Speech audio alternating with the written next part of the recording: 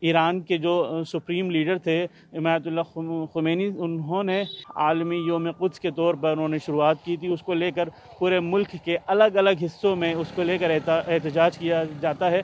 دلی میں بھی آپ کو بتا دیں کہ دلی میں بھی فتح پوری مسجد سے نماز جمعے کے بعد، الوداع جمعہ کی نماز کے بعد امام صاحب باہر آتے ہیں، اور باہر آنے کے بعد وہ لوگوں کو اکٹھا کر کے اس کا یوم القدس مناتے ہیں، اور اس دوران وہاں پہ احتجاج کیا جاتا ہے۔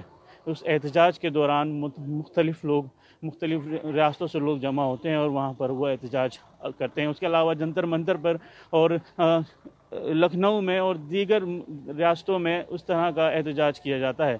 لیکن کیونکہ جس طرح سے حالات نظر آ رہے ہیں اور جس طرح سے کورونا کے لگاتار کیسز بڑھتے جا رہے ہیں، دلی میں آپ کو بتا دیں کہ گزشتہ روز ہی 22,000 سے زیادہ معاملے سامنے آئے تھے، اور کہا جا رہا ہے کہ تیسری جو ویو ہے وہ بھی شروع ہونے والی ہے، جس کو لے کر اندازہ لگایا جا رہا ہے کہ جو تعداد ہے وہ تعداد اس سے بڑھ کر ڈبل ہو جائے گی، جس کے بعد حالات اور بے قابو ہو جائیں گے۔ تو ان کیسز کو روکنے کے لیے، ان کی تعداد کو کم کرنے کے لیے اور جو حالات ہیں ان کو بہتر بنانے کے لیے دہلی میں کرفیو لگایا گیا تھا۔ لگاتار یہ تیسرا ہفتہ ہے جب یہ لگاتار اس کو بڑھایا جا رہا ہے، تیسرا ہفتہ اس کو بڑھایا گیا ہے۔ اب دیکھنا ہوگا کہ کیا اگلے جمعے تک یہ کرفیو اسی طرح سے نافذ رہتا ہے یا پھر اس کرفیو کو ختم کر دیا جاتا ہے۔ ETV بھارت کے لیے دہلی سے محمد راہم۔